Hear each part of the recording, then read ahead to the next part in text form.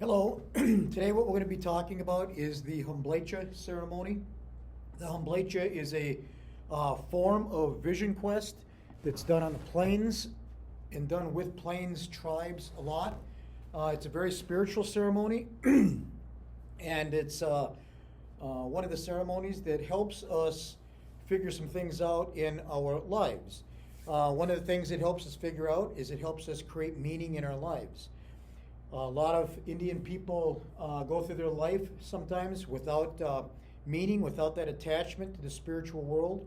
Another thing it does, it helps us arrive at some sort of understanding within ourselves. That understanding within ourselves is one of the things that's vitally important for the success of Native people. And from a traditional standpoint, a Humblecia is one of the ways that we can achieve that. Also, it helps us figure out our position in the universe. Who are we? What's our meaning of life? What purpose do we serve? How do we serve our people? What are some of those links on a spiritual level that we can acquire to help our people, to help ourselves, to help our family, and to help those around us? Also, it brings a revelation into existence. So when we go on a Humblecia, one of the things that we're trying to do is we're trying to cry for a vision, is how we say it. We go out there and we're fasting for a vision. We're praying for a vision. We're crying for a vision. There's numerous ways in which it can be put. But what we're doing is we're trying to seek guidance from that spiritual world, from our ancestors. We're trying to get help from the Creator. We're trying to get our lives in order. We're trying to bring, as I said just a minute ago, understanding to our lives. So, the process of the Humblecia and how we do it here. And again, because we do it here doesn't mean that's the way it's done elsewhere. Everybody has their own way of doing things. Every elder has been taught differently. Every elder teaches differently. There's just so many ways in which this can be done in so many different levels.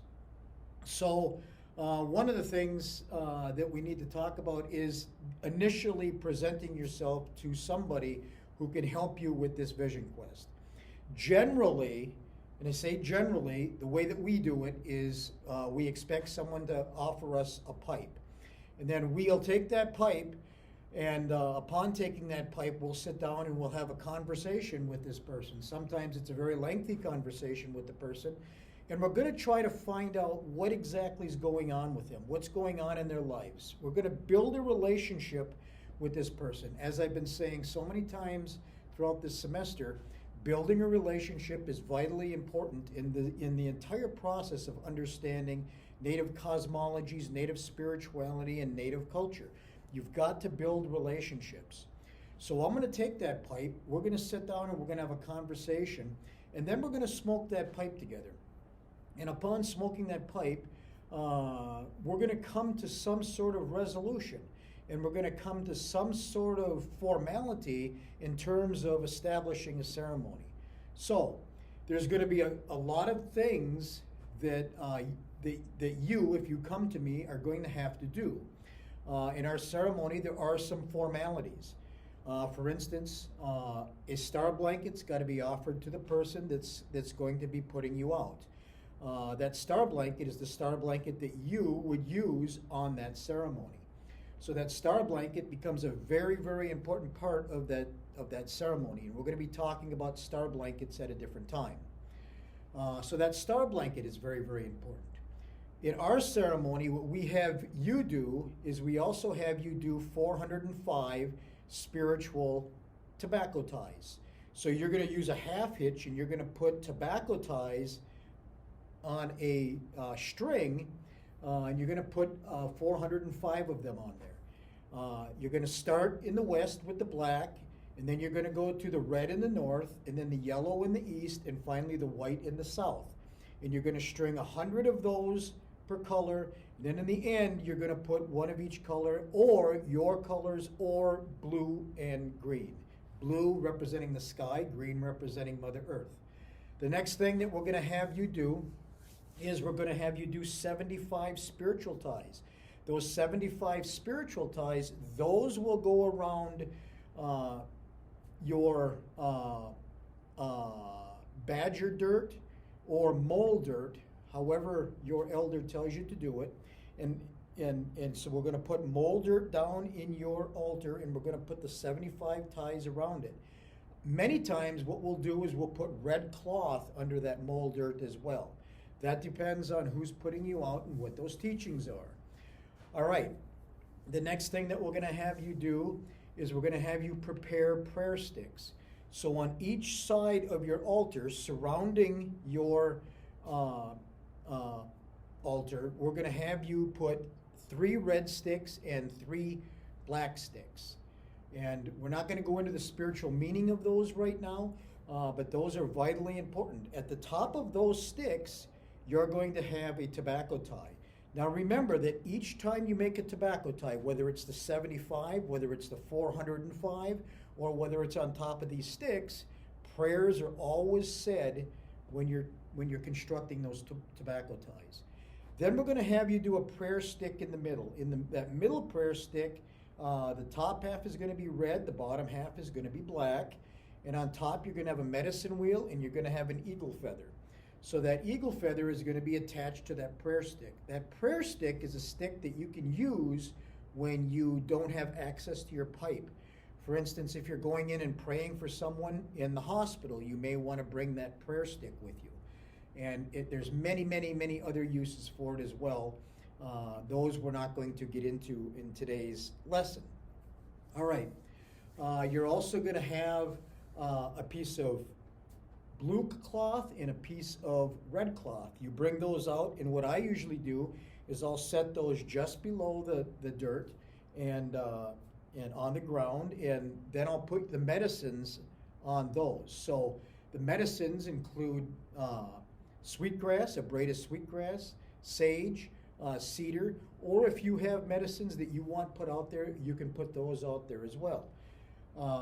Then we're going to have a place for you to put your sacred pipe. So you bring your pipe out, and you're going to be praying with that pipe throughout the entirety of the ceremony.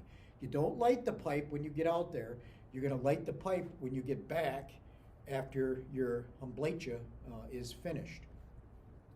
The next thing that we're going to have you do is we're going to have you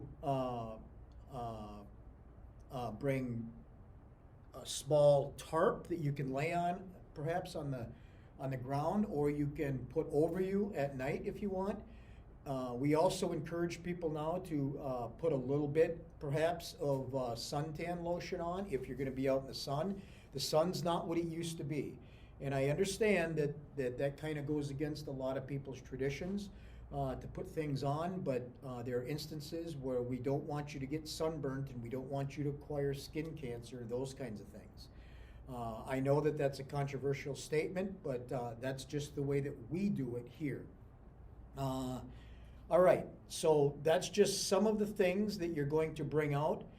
In addition to those things, you're going to have cherry stick branches, and you're going to have flags of the 4 directions tied into the cherry stick branches.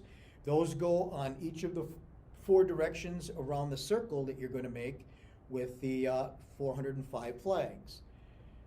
At the beginning of the ceremony then, what's going to happen is I'm going to sit down, and I always talk to everybody at length, and I want to make sure that they have a reason for going out. I want to make sure that they're very clear. One of the things that I'll tell them is go out there and you think primarily of 1, maybe 2 things. If you can come to some kind of resolution when you're out there of that 1 and 2 things, other things will take care of themselves within the confines of that ceremony. The one thing that I don't want to happen to people that I put out is have their heads all over the place, especially on a short Humblecia. We want you to become very, very focused. All right, so all of the stuff then is brought down to the sweat lodges, and then we're going to steam everything off. Everything that you brought with you, everything that's going to go out on that Humblecia gets steamed off. In other words, we bring it into the sweat lodge, and we put medicine water, mishkiki wabu, onto the rocks. The medicine water steams up through the items, and everything gets steamed off. The next thing that we're going to do is we're going to go into the sweat lodge. we're going to go into the sweat lodge and we're going to steam everybody off. So once we're in that sweat lodge, what's going to happen is the person that's going out is going to take a drink of water. That's the last water they get before they come back. So at that point in time, their star blanket goes over their head. Nobody's to talk to them. Nobody's to really look at them. They're not to talk to anybody, and they're not to look at anybody from that point on. Okay, so we go through and do the songs. We do the prayers in the sweat lodge. We come out of the sweat lodge, and then we take you out, and we sing you out, and we put you on the hill. So when you're on the hill, then you're in the spirit world. You entered the spirit world as soon as you put that star blanket over your head and took that drink of water. You're in the spirit world. Even if it doesn't feel like you're in the spirit world, you're in the spirit world. You've crossed over that line into the spirit world. So everything that happens out there happens in the spirit world. Everything out there has a meaning. Everything that you smell, see, hear, feel, everything is a spiritual experience out there. And what you're going to do then is you're going to attempt to make sense of that spiritual experience with the help of your elder. So if you're out there for one night, we'll come and get you on the next day. If you're out there for 2 nights, 3 nights, or 4 nights, we come and get you when your Humblecia is over. When it's over, we bring you back. We bring everything that's involved out there, everything that we brought out and set up for you. We bring all of that back, and most of it then, the 405 ties, the 75 ties, the cloth, the medicines, the branches, everything then goes into that sacred fire except your pipe and those sorts of things. So your prayer sticks go in there except for the one with the eagle feather and the medicine wheel. That's a stick that you're going to keep with you. That's a prayer stick that you'll keep with you. All right, so we go back into the sweat lodge. There's a series of songs said. People are going to talk about their experience out there and tell the people in the sweat lodge about that experience, because if there's somebody in there that's supposed to hear that experience that'll help them in their lives, that's exactly what your explanation is going to do. So that's all done, and we're not going to get into details in there because sometimes there's things that are said that shouldn't be said on a forum like this. All right, so that ends then, and you come out, and then what we do is we are going to do a ceremonial feast with the feast foods. The feast foods include corn, they include blueberries, they include some sort of spiritual meat, usually buffalo, and also we have choke cherry juice and water. All of those things are done within the confines of a circle in which all the supporters, all of the family, and all of the people went out in the fast attend. As soon as that's done, then we usually do a bigger feast.